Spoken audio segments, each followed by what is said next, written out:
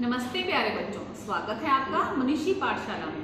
पिछली वीडियो में हमने देखा था पत्र लेखन के प्रकार और अब हम देखेंगे पत्र लेखन लिखते समय ध्यान देने योग्य बातें कि जब हम पत्र लेखन करते हैं तो हमें किन किन बातों का ध्यान रखना होता है।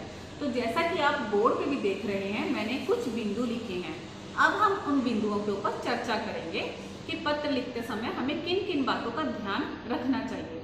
सबसे पहले हम क्या देखेंगे कि जिसे हम पत्र लिख रहे हैं उसके संबंध के बारे में संबोधन करना।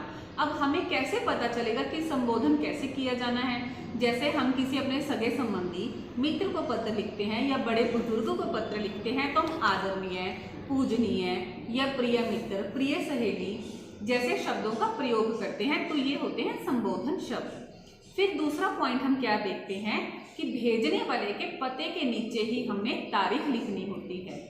और फिर हमारा तीसरा पॉइंट क्या है कि पत्र लेखन की जो भाषा है वो सरल और सार्थक होनी चाहिए, स्पष्ट होनी चाहिए। और पत्र, अगला बिंदु कैसा होना चाहिए, प्रभावपूर्ण होना चाहिए, आकर्षित होना चाहिए। ऐसा नहीं कि पत्र पढ़ने वाला बोर हो जाए, यानी कि पत्र प्रभावशाली होने चाहिए। फिर हम अगला बिंदु क्या देखेंगे कि पत्र में कोई भी शब्द ऐसा ना हो जिसे दूसरों को शर्मिंदा होना पड़े या फिर पढ़ने वाले को कष्ट हो, यानी अच्छे शब्दों का और सार्थक शब्दों का हमने प्रयोग करना है।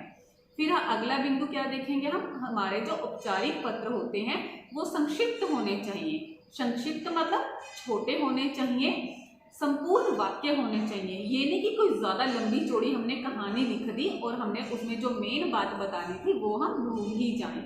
और अगला बिंदु हमारा क्या है, पत्र में हमारे विचार और हमारी बातें स्पष्ट होनी चाहिए कि जो हम कहना चाह रहे हैं वो दूसरे को अच्छे से समझ में आ जाए। और फिर हमारा अगला बिंदु क्या है कि पत्र के अंत में प्रेषक यानी कि भेजने वाले के जो हस्ताक्षर हैं वो संपूर्ण होने चाहिए। ये नहीं कि हमने शॉर्ट में अपने हस्ताक्षर करने हैं, वो संपूर्ण होने चाहिए।